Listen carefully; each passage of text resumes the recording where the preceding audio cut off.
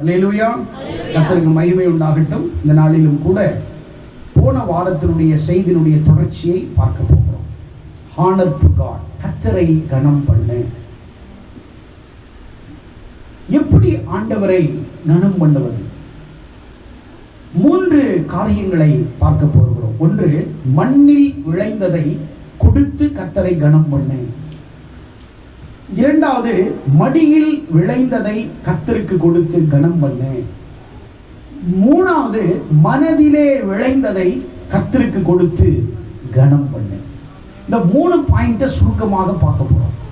சரி, எடுத்து வாசிக்கலாம். நீதிமொழிகள் 3ஆம் அதிகாரம் 9-10 வசனங்களை எடுத்தவர்கள் வாசிங்க. நீதிமொழிகள் 3ஆம் அதிகாரம் 9-10. உன் பொருளாலும் உன் எல்லா விளைவின் முதற் பலனாலும் கர்த்தரை கனம் பண்ணு. போதும், கவனிங்க. உன் பொருளாலும் உன் விளைவின் உன் எல்லா விளைவின் முதற் பலனாலும் அப்படின்னா, மண்ணில் விளைந்ததை கர்த்தருக்கு கொடுத்து கர்த்தரை கனம் பண்ண வேண்டும். உன் காணிக்கையை கட்டாயமாக கொடு என்று அவர் கேட்கவில்லை. காணிக்கை என்கிற கான்செப்ட் அவர் உருவாக்கவே இல்லை.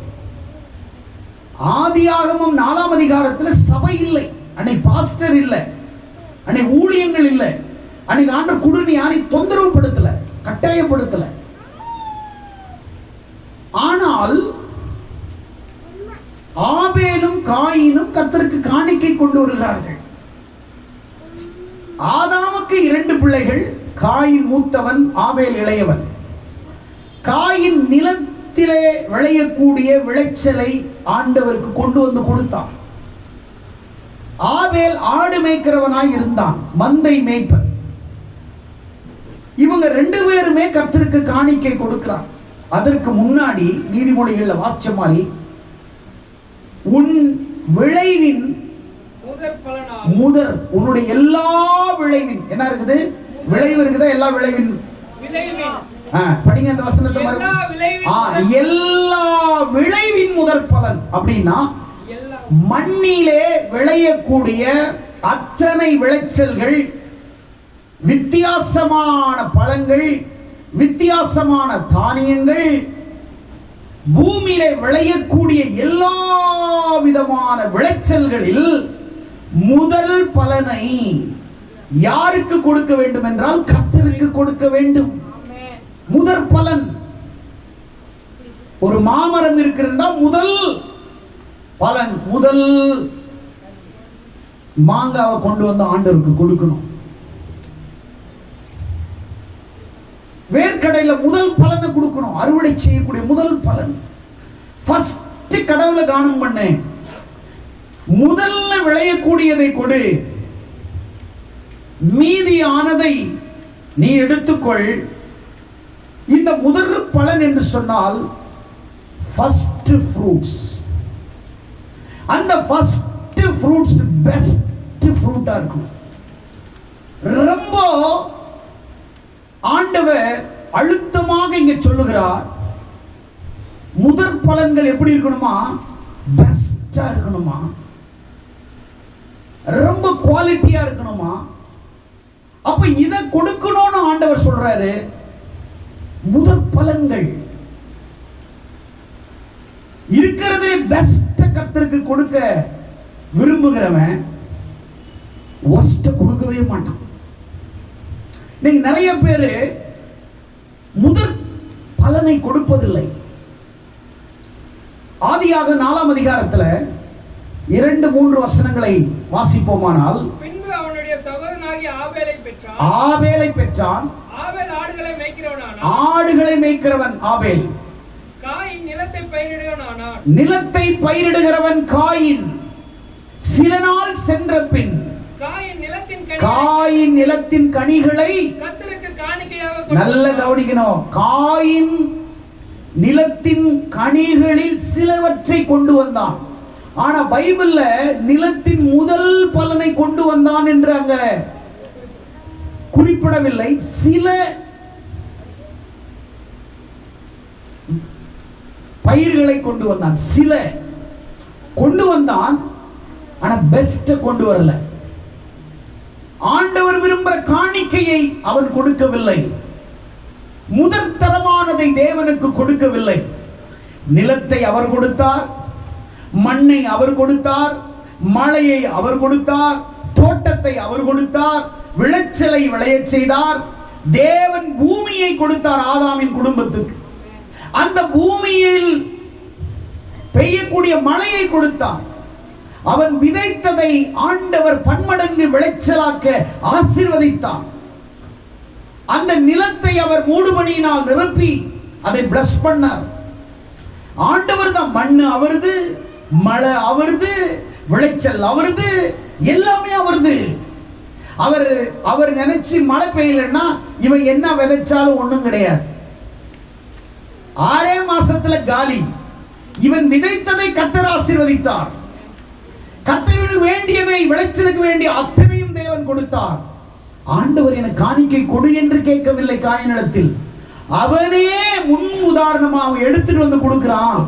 காயினையும் அவன் காணிக்கையும் கர்த்தர் அங்கீகரிக்கவில்லை. ஆபேல் எப்படி கொடுக்கிறான் வாசிங்க 4ஆம் வசனத்துல. ஆபேலும் நல்ல கவனிங்க, அவன் ஆடு மேய்க்கிறவன். அதுல அவன் எதை கொடுக்க முடியும்? அவனுடைய தொழிலிருந்து கொடுக்கும். ஆடு மேய்க்கிறவன் வாசிப்பா, தன் மந்தையின் தலையீற்றுகளிலும் அவைகளில் கொழுமையானவைகள் சிலவற்றை, கொழுமையானது, the best quality, முதல் தரமானது, பழுதில்லாதது, ரொம்ப தேவனுக்கு பிரியமானது, இருக்கிறதுலே பெஸ்ட் பொறுக்கி எடுத்துட்டு வந்து கர்த்தருக்கு கொடுக்கிறான். கர்த்தர் சொல்றார், ஆபேலையும் அவன் காணிக்கையும் கர்த்தர் அங்கீகரித்தார். கரங்களை தட்டி ஆண்டவரை மகிமைப்படுத்தும். அப்பனா காணிக்கையை அங்கீகரிக்கவில்லை, காணிக்கைக்கு முன்னாடி ஆபேலை அங்கீகரித்தார். உன்னை எப்போ அங்கீகரிக்கிறாரோ அப்போ உனக்கு உடையதையும் அவர் நிச்சயம் அங்கீகரிப்பார். காணிக்கை தேவனுக்கு பெருசல்ல, உன் மனநிலைதான் தேவன் எதிர்பார்க்கிறார். உன்னுடைய மனநிலையின் வெளிப்பாட்டை கர்த்தர் பார்க்கிறார்.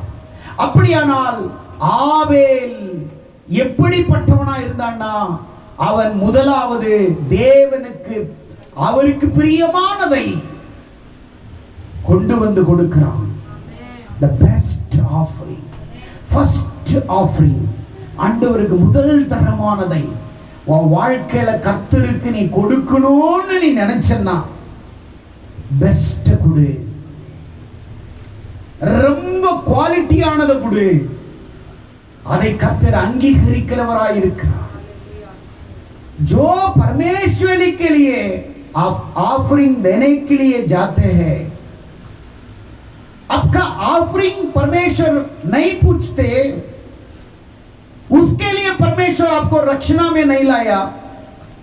परमेश्वर आपको पहले ऑफरिंग से देना है, आपको पहले देना है. आपका दिल मन सब टोटली सरेंडर करना है. जब भी आपका ऑफरिंग दान परमेश्वर तुम्हारा हाथ में लेगा, अदरवाइज तुम्हारा ऑफरिंग परमेश्वर को नहीं चाहिए. अगर तुम ऑफरिंग देने वाला है, अगर कुछ तो कुछ परमेश्वर को देने के लिए आज सोच कर रहा है, वो बेस्ट ऑफरिंग चाहिए और बेस्ट धन चाहिए. जब भी परमेश्वर आपका ऑफरिंग को एक्सेप्ट करेगा. अगर तुम कुछ भी तुम्हारा खेत में अगर फल रहने दो, अगर कुछ भी रहने दो, उसको लाके परमेश्वर को देने के तो थर्ड क्वालिटी जो कुछ भी देना पड़ेगा करके आप दुख से लाके देंगे तो उसको परमेश्वर वो दान को नहीं लेगा. आप बेस्ट दे दो, परमेश्वर आपको 100% आपको ब्लेस करेगा. थाली बजा के परमेश्वर को विनती करेंगे. फर्स्ट தரமானதை தேவனுக்கு கொடுக்க வேண்டும். பிரியமானவர்களே, ஆபேலையும் அவன் காணிக்கையும் கர்த்தர் அங்கீகரித்தார். கர்த்தருக்கு கொடுப்பது என்பது நமது கடமை, நன்றி உணர்வு, நம்பிக்கையின் அடையாளமாய் இருக்கு. ஆண்டவருக்கு நாம் கொடுக்கிறது இது நமக்கு தேவன் கொடுக்க சொல்லி கற்றுக் கொடுத்திருக்கிறார் அநேக இடத்திலே. ஆனால் ஆபேல் அவன் முன்வந்து உதாரணத்துமாய் கொடுத்தான். ஆபேலை அவன் காணிக்கை அங்கீகரித்தான். முதற் பலன்கள் 3 காரியம். விவசாயத்தில் விளையக்கூடியதை, முதல் தரமானதை ஆண்டவருக்கு கொடுக்க கற்றுக்கொள்ள வேண்டும். அது கால்நடையா இருக்கலாம், அது நிலத்திலே விளையக்கூடிய விளைச்சலா இருக்கலாம், தானியங்களா இருக்கலாம், பழங்களா இருக்கலாம். அவைகள் முதல் தரமானதை தேவனுக்கு கொடுக்க வேண்டும். இதைதான் தேவன் நம்மிடத்திலே அங்கீகரிக்கிறார். ஹீப்ரு மொழியிலே பிக்கூரீம் என்று சொல்லப்பட்டிருக்கிறது. பிக்கூரீம், இந்த பிக்கூரீம் என்றதுக்கு 3 வார்த்தைகள் ஹீப்ரு மொழியிலே பயன்படுகிறது. ஒன்று முதற் பலன்கள், விளைச்சலில் முதலை நீ கொடுன்றார். இரண்டாவது, வீட்டில் பிறக்கக்கூடிய முதல் பிள்ளையை கர்த்தருக்கு கொடு காணிக்கை. மூன்றாவது சொல்றார், முதல் பங்கை எனக்கு கொடு என்று சொல்றார். பிக்கூரி 3 அர்த்தங்களை குறிக்கிறது எபிரேய மொழியிலே. முதற் பலன்கள் தேவனுக்கு சொந்தமானது. இதை நீ தேவனுக்கு கொடுக்க வேண்டும். இதை ஆண்டவர் அங்கீகரிக்கிறவராய் இருக்கிறார். உனக்கு தேவன் எவ்வளவு ஆசீர்வாதங்களை கொடுக்கிறார். உங்களுக்கு ஒருவர் ஏதோ ஒரு நன்மை செய்கிறார் என்று நினைத்துக் கொள்ளுங்கள். அவருக்கு நீங்கள் என்ன சொல்வீர்கள்? பதிலாக நன்மை செய்வீர்கள். இல்லை என்றால் செய்த நன்மைக்கு நன்றி சொல்வீர்கள். கரெக்டா? கரெக்ட் தானே? ஆண்டவர் உங்களுக்கு யாராவது ஏதோ ஒன்று சொன்னால் அவர்களுக்கு நன்றி சொல்வீர்கள். ஆனால் தேவன் நமக்கு ஏதோ ஒன்றை தந்தவர் அல்ல, எல்லாவற்றையும் நமக்காய் தந்தவர். கரங்களை தட்டி ஆண்டவரே, ஏதோ ஒன்றை மனிதனை போல ஒரு முறை தருகிறவர் அல்ல, எல்லாவற்றையும் நமக்காகவே தருகிறவராயிருக்கிறார். ரோமர் 8ஆம் அதிகாரம் 32ஆம் வசனம் எடுத்தவர்கள் வாசிங்கள். ரோமர் 8ஆம் அதிகாரம் 32ஆம் வசனம் இவ்வாறாய் கூறுகிறது, தம்முடைய சொந்த குமாரன் என்று பாராமல் நம் எல்லாருக்காக அவர் நமக்காய் ஒப்பு கொடுத்தவர். जो परमेश्वर आपका पाप के लिए परमेश्वर क्रूस पर उसको जीवन, उसका खून दिया है. परमेश्वर क्रूस पे मर के आपको पाप के लिए ये दुनिया में क्रूस पर मरा है. उसका खून से रक्षणा दिया है, उसका खून से मुक्ति दिया है, उसका खून से शांति दिया है, उसका खून से पवित्र आत्मा के द्वारा आपको आशीर्वाद दिया है. जो परमेश्वर जो कहता है, प्रभु का वचन ऐसे लिखा है, வேதம் சொல்லுகிறது,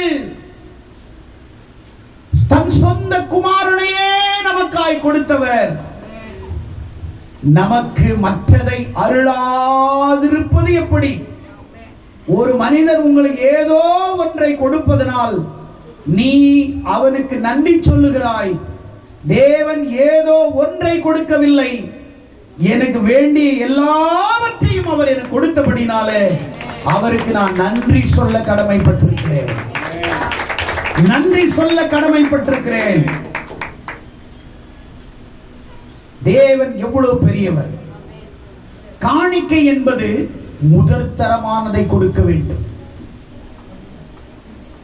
ஏதோ ஆண்டவருக்கு ஏதோ பிச்சை போடுவது போல அல்ல, ஏதோ நம்மிடத்திலே எதிர்பார்க்கிறவர் அல்ல. நீ கொடுப்பதை, நீ சிறந்ததை, சிறப்பானதை நீ தேவனுக்கு கொடுக்கும் பொழுது ஆண்டவர் அதை ஆசீர்வதிக்க சித்தமாயிருக்கிறார். இரண்டாவது, மடியிலே விளைந்ததை கர்த்தருக்கு கொடுக்க வேண்டும். முதலாவது பார்த்த முதற் பலன்களை கொடுக்க வேண்டும்.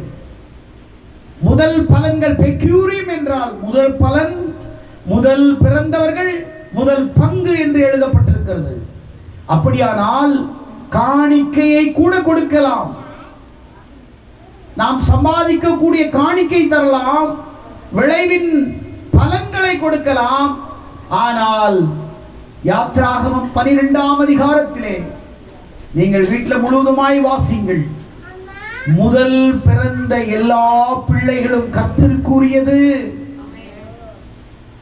குடும்பத்திலே பிறக்கக்கூடிய மூத்த பிள்ளையை எனக்காய் கொடு, என் பணிக்காய் கொடு, என் ஊழியத்துக்காய் கொடு, என் நாம மகிமைப்படுவதற்காக அவனை நீ கொடு.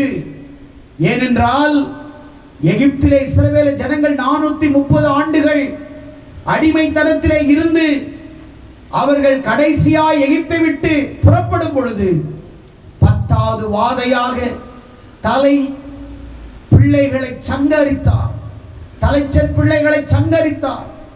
எகிப்திலே பார்வோனுடைய அரண்மனையிலே ஆரம்பித்தவர் எகிப்து தேசத்தில் இருக்கிற எல்லா தலை பிள்ளைகளையும் தேவ தூதனை அனுப்பி சங்கரித்து இஸ்ரவேல்களின் பிள்ளைகளை கர்த்தர் சேதமடையாமல் காப்பாற்றினபடினாலே ஆண்டவர் சொன்னார், உன் வீட்டில் பிறக்கக்கூடிய முதல் பிள்ளை அது முதற் பலன்தான், அது முதற் கனிதான்.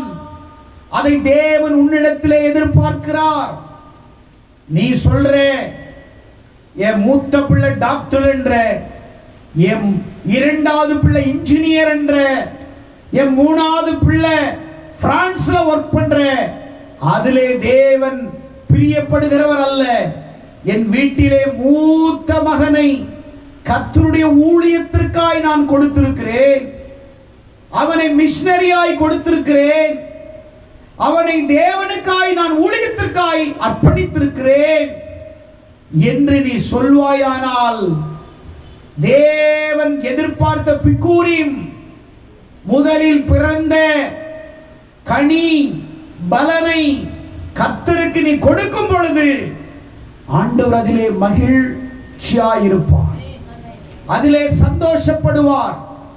வேதாகமத்திலே நிறைய பேர் கொடுத்திருக்கிறார்கள், அடுக்கிக் கொண்டே போகலாம். ஆபிரகாமின் 100 வயதிலே குழந்தை பிறந்தது. அந்த குழந்தையை கர்த்தர் கொடுத்து அந்த ஈசாக்கை எனக்காக மோரியா மலையில் பலி கொடு என்று ஆண்டவர் ஆபிரகாமிடத்தில் கேட்டார். யோசித்து பார்க்க வேண்டும். 100 வயது வரைக்கும் தவம் இருந்து பெத்தெடுத்த பிள்ளை ஈசாக்கை ஆண்டவரே கொடுத்து, ஆண்டவரே திரும்ப எனக்கு பலி கொடு என்று கேட்கிறாரே, இது என்ன கடவுள் என்று ஆபிரகாம் முறுமுறுக்கவில்லை. ஆமாண்டவரே, நான் தகன பலியாய் கொடுக்கிறேன் என்று தன் வீட்டில் பிறந்த முதல் கனியை கர்த்தருக்காக பலி கொடுக்கும்படி மோரியா மலைக்கு போய் ஈசாக்கை பலி கொடுப்பதற்காக கொண்டு போனான். ஆண்டவர் ஆபிரகாமின் உத்தமத்தை பார்த்தார், ஆபிரகாமின் உத்தமத்தை பார்த்தார். जो परमेश्वर तुम्हारा घर में अगर तुमको पैदा हुआ ना पहले बच्चा, लड़का को परमेश्वर को देने के लिए, उसका मिनिस्ट्री के लिए डेडिकेशन करने के लिए, अगर तुमको 3 बेटा है, पहले बेटा को परमेश्वर को उसका सेवक के लिए, उसको मिनिस्ट्री करने के लिए, सेवा करने के लिए, तेरा पहला बेटा को मिनिस्ट्री को दे सकते हैं क्या?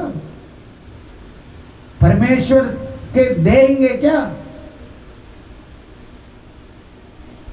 आपका ऐसे दिल है क्या, मन है क्या? थिंक करो। अब्राहम करके एक आमदी था, 100 साल में एज में उसको एक पुत्र दिया, ईसा को दिया है। परमेश्वर उसको मेरे लिए इसको दे दो, 100 साल में दिया है। अब्राहम गुस्सा नहीं किया, अब्राहम कुछ भी नहीं बोला परमेश्वर को, बहुत प्यार किया उसको। 100 साल में पैदा हुआ, बहुत प्यार किया। Yes Lord, I will give sacrifice to my son. Moriah மலைக்கு கொண்டு போனான். முதல் பிறந்த கனியை கர்த்தருக்கு கொடுக்க ஆயத்தமான ஆபிரகாம். 1 சாமுவேல் 1:20 எல்கானாவுக்கு அன்னாளுக்கு பிறந்த முதல் பிள்ளை சாமுவேலை கர்த்தருடைய பணிக்காக, ஊழியத்துக்காக அவர்கள் இருவரும் முன்வந்து உதாரணத்துவமாய் அந்த பிள்ளை பால் மறந்த உடனே கொண்டு போய் ஆலயத்தில் விட்டார்கள். உன் பிள்ளையை நீ அப்படி வளர்க்கிறாயா? உன் பிள்ளையை ஆவிக்குரிய வழியிலே, சபையிலே, சத்தியத்திலே உருவாக்கக்கூடிய நீ ஊழியத்துக்கு கொடுக்கலன்னாலும் பரவாயில்லை, நீ ஊழியத்துக்கு அனுப்பலன்னாலும் பரவாயில்லை, அட்லீஸ்ட் நீ வரக்கூடிய சபைக்கு உன் பிள்ளைகளை பக்குவப்படுத்தி, உன் பிள்ளைகளை ஆலயத்திற்காக, சபைக்காக ஏதோ ஒரு வேலையை செய்வதற்கு, ஊழியம் செய்வதற்கு, என் மகனை நான் சபைக்கு அர்ப்பணிக்கிறேன், ஊழியத்தில் ஏதோ ஒரு பாட்டை கொடுக்க என் மகனை கொடுக்கிறேன். இன்னைக்கு உன் மகனை நீ கொடுத்திருப்பாயானால் இன்னைக்கு உன் மகனை ஆண்டவர் ஆசீர்வதித்திருப்பார். அநேக பிள்ளைகள், பெற்றோருக்கு பிறக்கக்கூடிய பிள்ளைகளை இன்றைக்கு இவர்கள் சொல்லுகிறார்கள், ஆண்டவர் கர்ப்பத்தின் கனி கர்த்தர் கொடுக்கிற பலன், அது உங்க அப்பா கொடுக்கல, உன் புருஷன் கொடுக்கல, கர்த்தர் உனக்கு கொடுத்த பணி. உன்னுடைய வேலையில ஆண்டவர் உன்னை பார்த்து நீ உண்மையாக உனக்கு ஒரு கனியை கர்த்தர் கொடுத்திருக்கிறார். அந்த கனியை நீ எப்படி பயன்படுத்தணும்னா, வேதம் சொல்லுகிறது, நீ பெத்த உடனே அம்மாவும் அப்பா உட்கார்ந்து டிஸ்கஸ் பண்றாங்க. பெரிய பையனை லண்டன்ல படிக்க வைக்கலாம்னு இருக்கிறோம், டாக்டரா படிக்க வைக்கலாம்னு இருக்கிறோம், இளையவள பிலிப்பைன்ஸ்ல MBBS படிக்க வைக்கலாம்னு இருக்கிறோம். Who are you? யார் நீ? என் பலன், என் கனி, நான் தந்த என் கனியை டிசைட் பண்றது நீ யாருன்னு கேட்கிற. நான் தந்த பிள்ளை செல்வத்தை எப்படி வளர்க்கணும்னு என்கிட்ட கேளு. எப்படி வளர்க்கணும் நீ சொல்லாத. உன் பிள்ளைய நான் வளர்க்கணுமா இல்ல உன் பிள்ளைய நீ வளர்க்கணுமான்னு கேட்கிறார் ஆண்டவர்.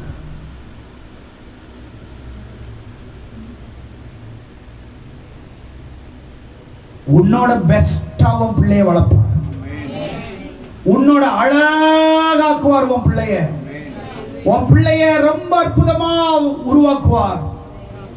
நீ டிசைட் பண்ற உன் பிள்ளைய பத்தி.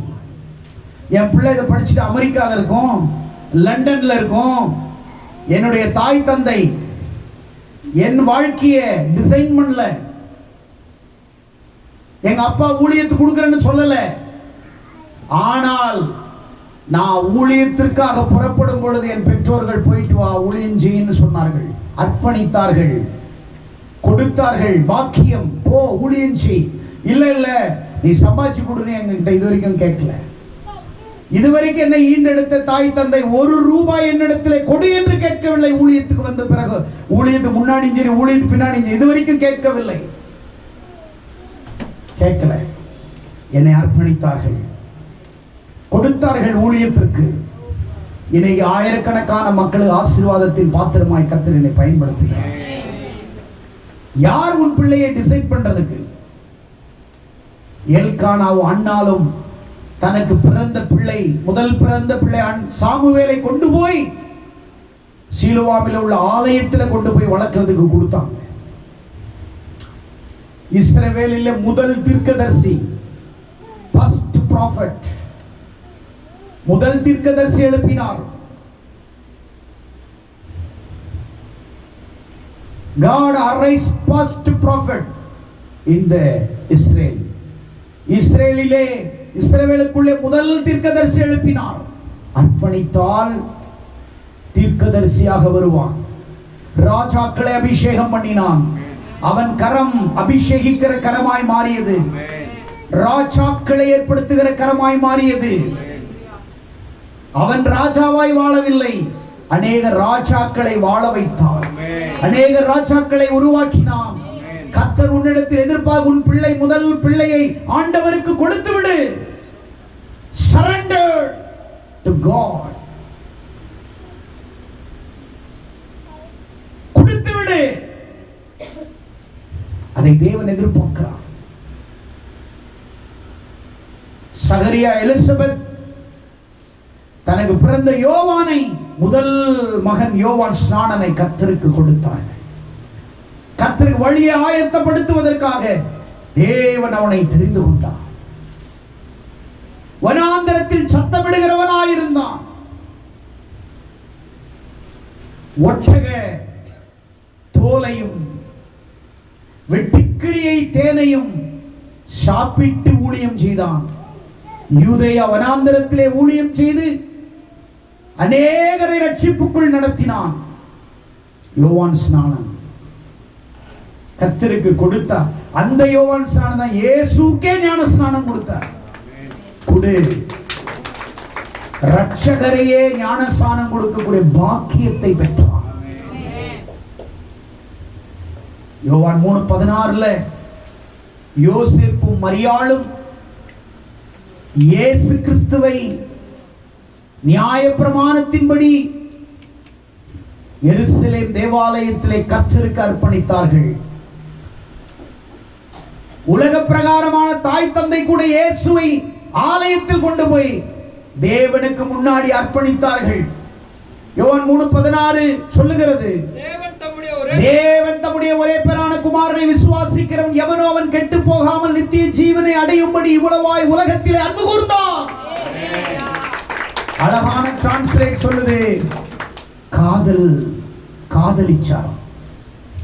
என்ன பண்ணாரா? உலகத்தை காதலிச்சார். உன்னையும் என்னையும் காதலிச்சார். காதலிச்சாதான் கொடுக்க முடியும். ஆமென். எல்லாராலையும் கொடுக்க முடியாது.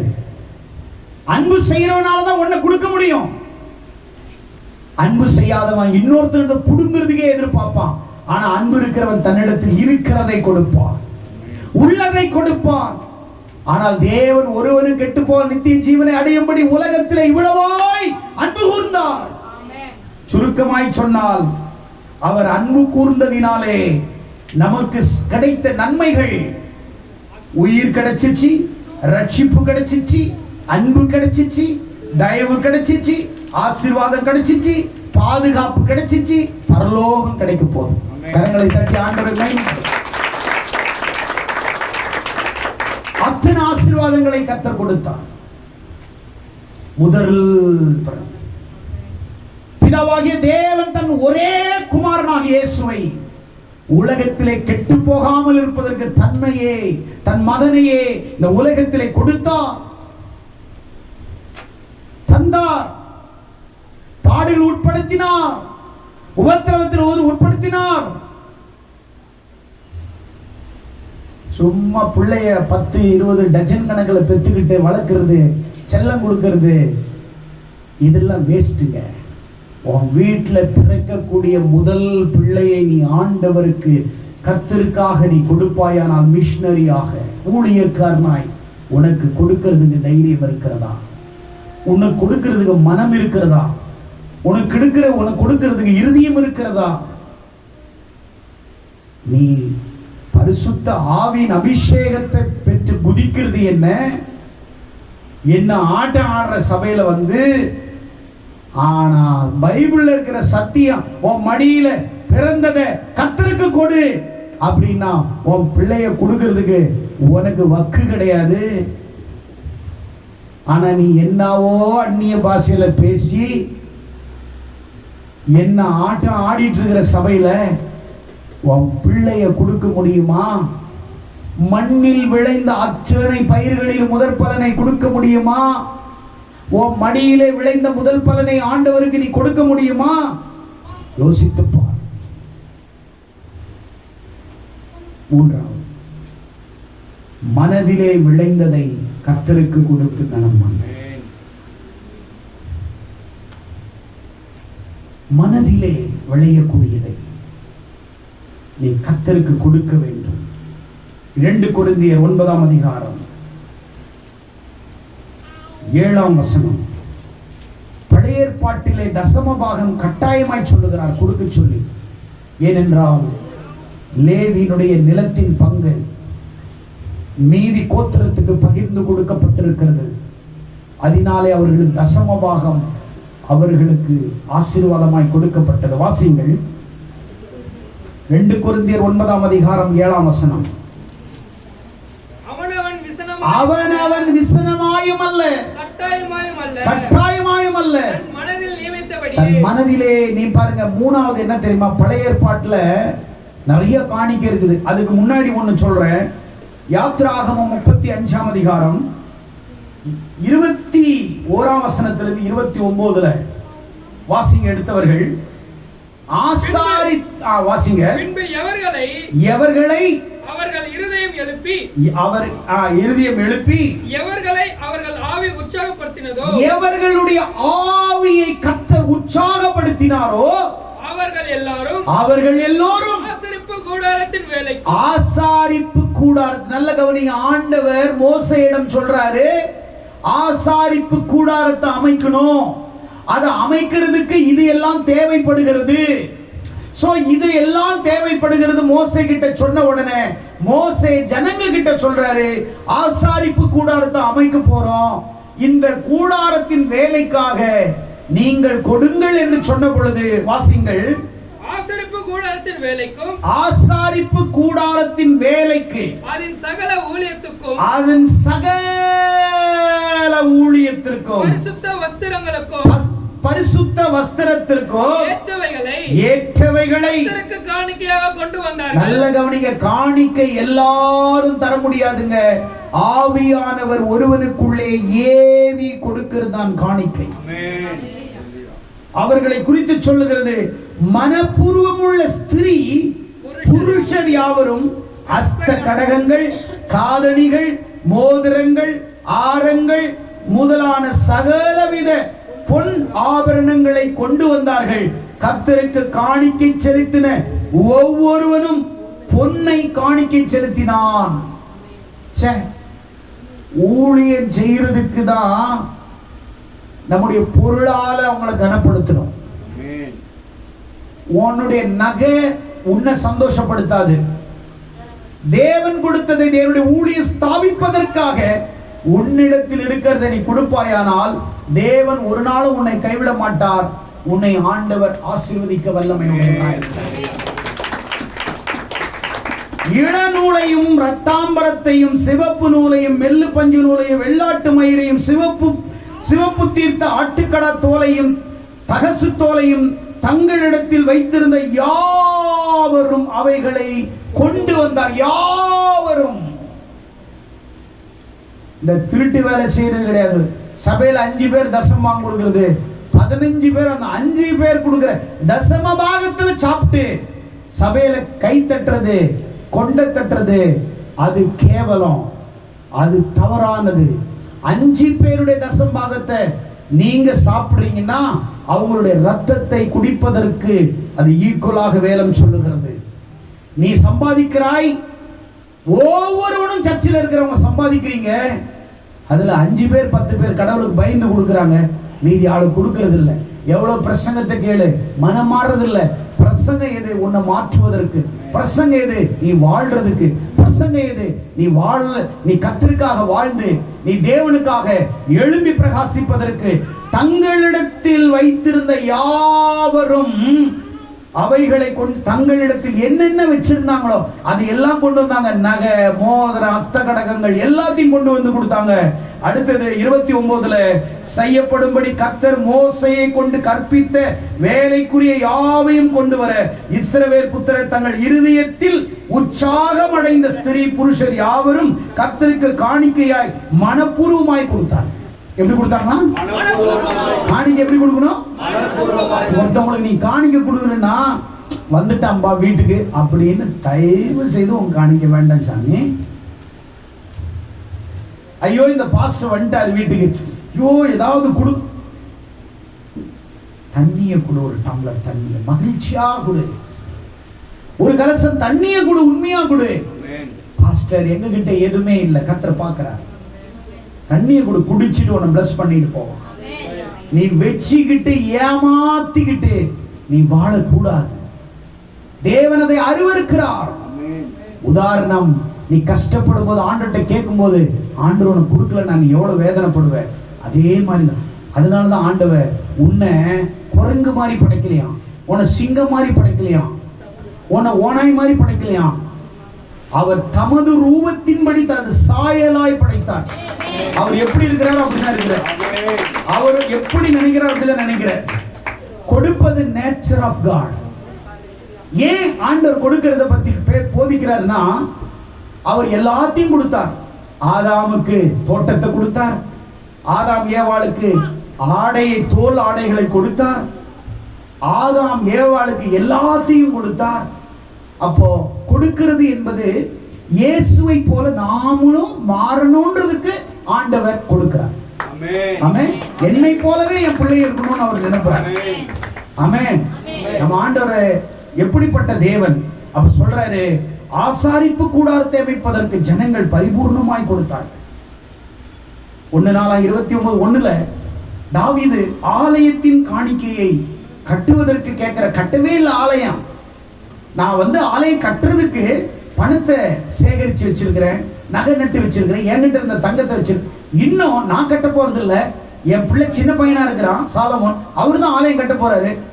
ஆலயம் கட்டுறதுக்கு எத்தனையோ வருஷத்துக்கு முன்னாடி தாவீது ஆலயத்துக்கு கட்டுவதற்குண்டான இடத்தை வாங்கிட்டாரு, கட்டுவதற்குண்டான எல்லா பணத்தையும் சேகரிச்சிட்டாரு. ஆனா தாவீது கட்டல, தாவீதினுடைய மகன் தாவீது பிறகு அந்த ஆலயத்தை கட்டி எழுப்பினான். ஆனா நீங்க ஆலயத்துக்கு அடுத்த மாசம் கட்டுறோம்னா கூட உங்களுக்கு கொடுக்கிறதுக்கு மனமில்லை. ஆனா வீடு கட்டுறதுக்கு பணம் வருது, கார் வாங்குறதுக்கு பணம் வருது, பைக் வாங்குறதுக்கு பணம் இருக்குது, கல்யாணம் பண்றதுக்கு பணம் இருக்குது, வட்டிக்கு விடுறதுக்கு பணம் இருக்குது. ஆனா தேவனுடைய ஊழியத்தை கொடுப்பதற்கு நம்மிடத்திலே மனமில்லை, மனதிலே. ஆனா ஆண்டவர் சொல்றாரு, புதிய ஏற்பாட்டுல காணிக்கையை கட்டாயம் என்ற லிஸ்ட்ல இருந்து எடுத்துட்டார். என்ன எடுத்துட்டாரு? சொல்லுங்களேன். காணிக்கை கட்டாயம் என்ற லிஸ்ட்ல எடுத்துட்டார். அப்ப என்ன ஐயா சொல்ல வர்றீங்க? வாசிச்சு பாத்தீங்கன்னா 2 கொரிந்தியர்ல அதே வசனத்துல நீங்க வாசிச்சீங்கன்னா சொல்றாரு, அவனவன் விசனமாயும் அல்ல கட்டாயமாயும் அல்ல,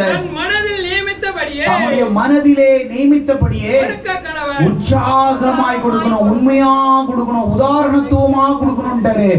பழைய ஏற்பாட்டுல 10ல் 1, புதிய ஏற்பாட்டுல 10ல் 1 கிடையாது, 10ல் 50 கிடையாது. நீ எவ்வளவு நாளும் கொடுக்கலாம். ஆனால் ஒண்ணு தெரிஞ்சுக்கோ, மினிமம் 10ல் 1 பழைய ஏற்பாடு, புதிய ஏற்பாட்டுல அதோட 2 மடங்கு அதிகமா தான் இருக்கணுமே ஒழிய குறைவா இருக்கக்கூடாது.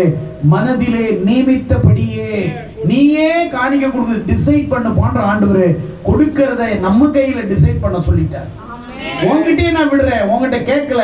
நீ விரும்புறத அது எப்படி கொடுக்கணும்னா விருப்பத்தோடு கொடு, விருப்பத்தோடு கொடு, சந்தோஷமா கொடு, அன்போடு கொடு, பரிசுத்தமா கொடு, அது உற்சாகமா கொடு, அது உண்மையா கொடு.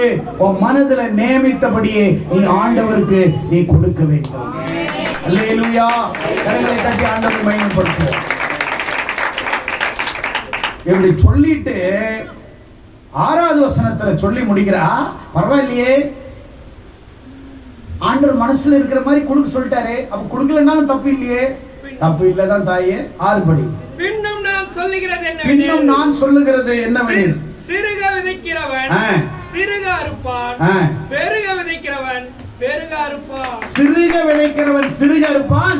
பெருக விதைக்கிறவன் பெருக அறுப்பான். இப்ப நீ கொஞ்சமா விதைச்சுன்னா கொஞ்சமா இருப்ப, கணக்கு பார்க்காம விதைச்சுன்னா கணக்கு இல்லாம ஆண்டவன் ஆசீர்வதிப்பார்.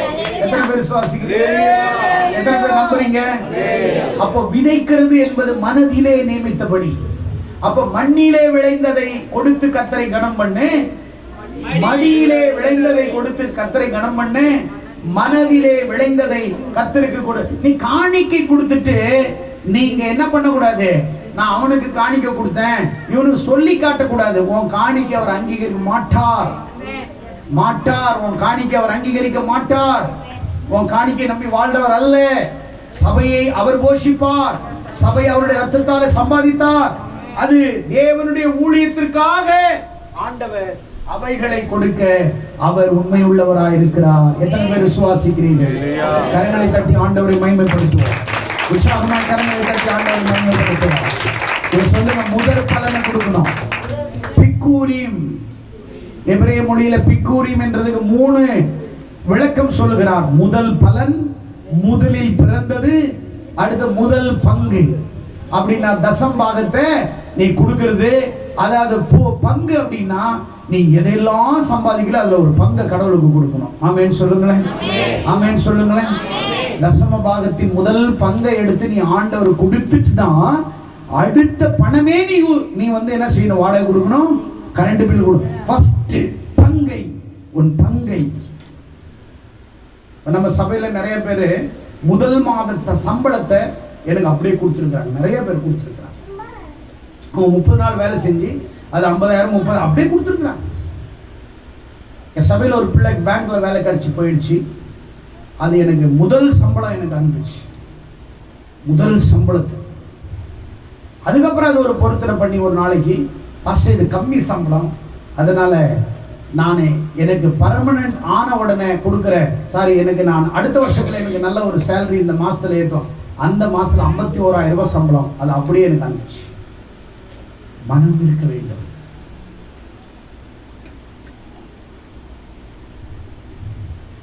आप परमेश्वर को जो दान दे के दो, ऑफरिंग दे के दिल से दो, आपको परमेश्वर कैसे ले जाएगा? तुम्हारा जिंदगी बदल जाएगा. आप भीख नहीं मांग सकते. आपको जो चाहिए किसी के सामने जाके खड़ा नहीं छोड़ने के लिए परमेश्वर आपको कभी भी जगह नहीं देगा. अब जो तुमको चाहिए 100% आपको देगा. किसी के सामने जाके भीख नहीं मांग सकता. जो है उसमें से छोटा से परमेश्वर को दे दीजिए. उसको कैसे देना? हैप्पी से देना चाहिए, आस के देना चाहिए. जब परमेश्वर आपको देखो, आपका लाइफ कैसे बढ़ेगा, ऊपर आएगा. தேவனுடைய வார்த்தை சொல்லுகிறது, உன்னுடைய வாழ்க்கையில நீ ஆண்டவருக்காக கொடுக்கிறதை சிந்தித்து கொடு. இதுதான் கொடுக்கிறது. எத்தனை பேர் ஆண்டவரை ஏமாத்தாம வஞ்சிக்காம எத்தனை பேர் உண்மையா கொடுக்க போறீங்க? இந்த மாசத்துல இருந்து செய்தி மூலமாய் தேவனுக்காக உங்களை கொடுக்கணும். மக்கதோனியா சபை தங்களை கொடுத்தார்கள், பிறகு தங்கள் உடையதை கொடுத்தார்கள். தங்களை கொடுக்கிறவர்கள் எப்போதுமே உபத்திரம் பாடுகள் இருந்தாலும் பிறரை ஆசீர்வதிக்கிறார். எலியா சாரிபாத் விதவை கிட்ட போய் பஞ்சத்துல எலியாசா தண்ணி கேட்கிறார். தண்ணி கொண்டு வரும்போது அம்மா எனக்கு ஒரு உங்கள்கிட்ட என்ன இருக்குதுன்னு கேட்கிறார்.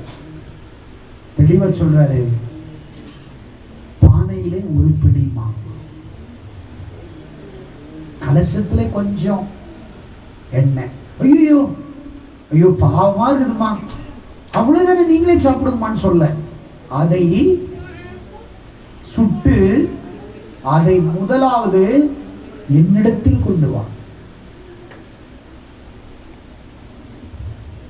அதை சுட்டு எனக்கு அவர் சொல்றா, நானும் என் பிள்ளையும் இதை சாப்பிட்டு சாக போறோம்னு சொல்றா.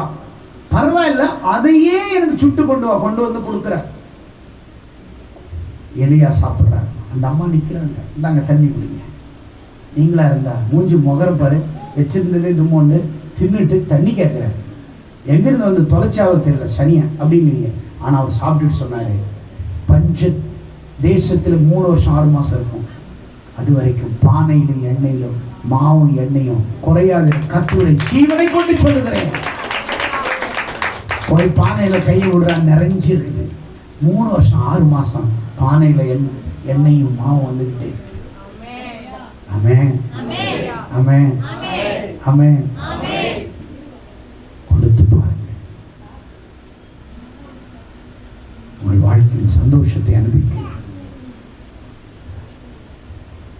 கொடுக்காமல் விதைக்காமல் அறுக்க முடியாது. 1 ரூபாய் காணிக்க போட்டேன்னா உனக்கு 1,000 ரூபாய் கிடைக்கும்.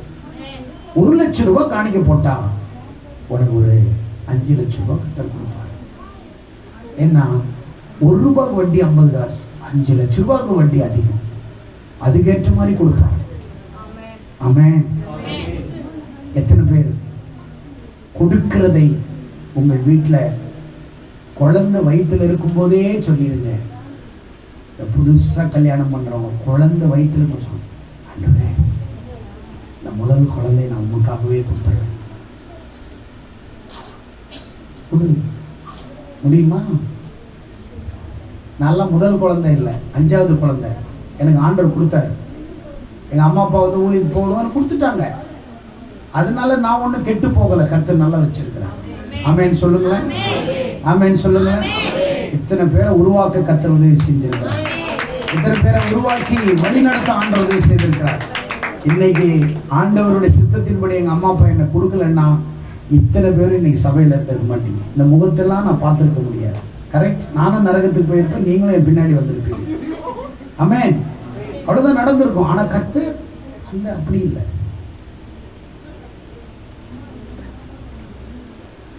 எலியா கொடுத்து ஆசீர்வதிச்சு எல்லாம் எழுந்து நின்று, ஆண்டவரே மண்ணில் விளைந்ததை கொடுக்கிறோம், மடியில் விளைந்ததை கொடுக்கிறோம், மனதிலே விளைந்ததை கொடுக்கிறோம். Honor to God for your offering, your first fruits, firstborn baby. நாங்கள் தர்றோம், நாங்கள் தருகிறோம், நாங்கள் தருகிறோம். ஆண்டவரே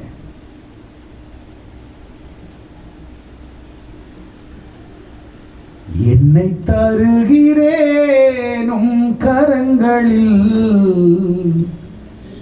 ஏற்றுக்கொள்ளும் தெய்வமே. என்னை தருகிறேனும் கரங்களில், ஏற்றுக்கொள்ளும் தெய்வமே. தருகிறே தருகிறே தருகிறேன் என்னையே, தருகிறேன் தருகிறேன் தருகிறேன் என்னையே. உன்னை கொடு. மக்கதுனியா சபை தங்களை கொடுத்தார்கள். சாரிபாத் விதவை தன்னிடத்தில் இருக்கிறதை கொடுத்தாள். ஆபேல் இருக்கிறது பெஸ்ட் கொடுத்தான். எல்கானா அண்ணாள் தன் மடியில் பிறந்த முதல் கனி சாமுவேலை கொடுத்தார்கள். ஆபிரகாம் இடத்திலே தேவன் கேட்டபோது தன் ஈசாக்கை கொடுக்க முன் வந்தான். சகரியா எலிசபெத் தன் மகன் யோவான் ஸ்நானனை கர்த்தருக்கு கொடுத்தார். பிதாவாகிய தேவன் தன் குமாரனாகிய இயேசு கிறிஸ்து உலகத்தில் கொடுத்தாலும் உலக பிரகாரமான தாய் தந்தை யோசேப்பு மரியாளும் நியாய பிரமாணத்தில் சொன்னபடியே எருசலேம் தேவாலயத்திலே கொண்டு போய் இயேசுவை ஊழியத்துக்கு அர்ப்பணித்தார்கள். மடியிலே விளைந்ததை கொடுப்போம். மனதிலே விதைக்கிறதை உற்சாகமாய், உண்மையாய், உதாரணத்துவமாய் கொடுத்து ஆசீர்வதிக்கப்படுவோம். ஆண்டவரே, கேட்ட செய்தியின்படி எங்கள் சபையை ஆசீர்வதித்து எங்கள் சபையில் ஒவ்வொரு பிள்ளைகளையும் இந்த காணிக்கையில் தெளிவடைந்து எங்கே விதைக்கணும், எதற்கு விதைக்கணும், ஏன் விதைக்கணும் என்பதை புரிந்து கொள்ள நீர் தந்த அருமையான பாடத்திற்காக ஸ்தோத்திரம். தொடர்ந்து உடைய பிள்ளைகளை ஆசீர்வதி. ஆண்டவரே, நீரே எங்களை நடத்தும். இயேசுவின் நாமத்தில் ஜெபிக்கிறோம் பிதாவே.